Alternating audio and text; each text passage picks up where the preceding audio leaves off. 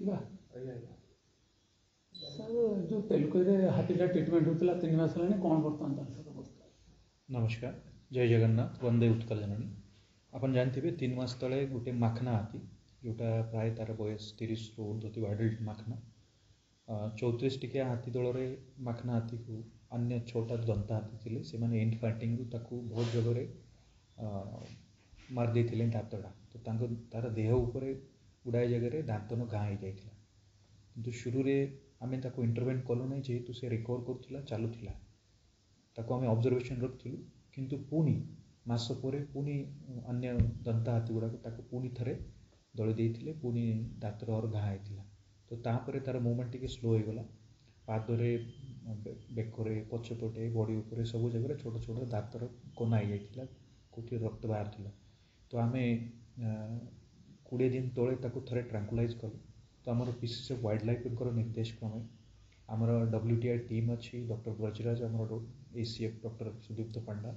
और team of doctor अच्छा plus centre for wildlife health doctor Indramani नाथ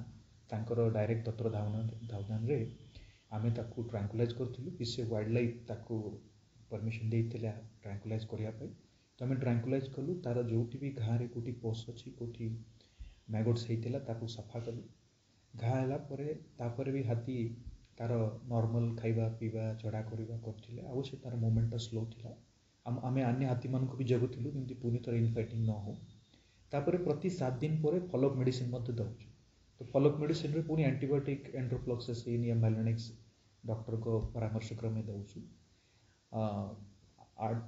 8 दिन तले थे कराइला काली पुणी एज ए फॉलोअप मेडिसिन पुणी थे डार्ट मध्यम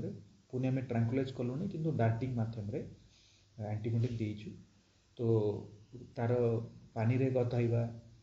कादुआरे खेलिबा माटी देह उपर पकईवा कान हलैबा तो तार जो नॉर्मल गेट नॉर्मल अच्छी पादरे या पूर्व से लोड नौ ना आगपटे बाम गोड़े आउ से भी टिके घा चिपस बाहर अच्छी किंतु अबे ताऊपर से वेट भी नेलानी छोट छोट छोट चार्ज भी करुच्ची खाइबा नॉर्मल अच्छी जड़ा भी आम चेक करुचु टेस्ट करुच्ची नॉर्मल अच्छी तो मु धन्यवाद देवी आमर WTI डॉक्टर बजराज BO आमर CDO BO तेलकोई आमर डॉक्टर सुदीप्त पांडा आउ विशेषकर centre for wildlife health doctor Indramani Nath आउ पीसीसीएफ वाइल्ड लाइफ आम एकदम साइंटिफिक वे रे ताकू ट्रीटमेंट करुचु और दिन दिन जमी आम बढ़ी जाऊँ आग को तार देह सुस्थ अवस्था बहुत एकदम मैग्निफिसेंट बड़ माखना हाथीटा तो खुशी लगुच आम जो ट्रीटमेंट करुचु तार को से रिस्पॉन्ड करुच्ची तो मत आशा अच्छी कि सी अभी भी टिके जो छोटाइबा टिके धीरे चलवा अच्छी से भी अभी किसी दिन भितर सुधरी जीव आ से नॉर्मल हो ठीक हम। धन्यवाद।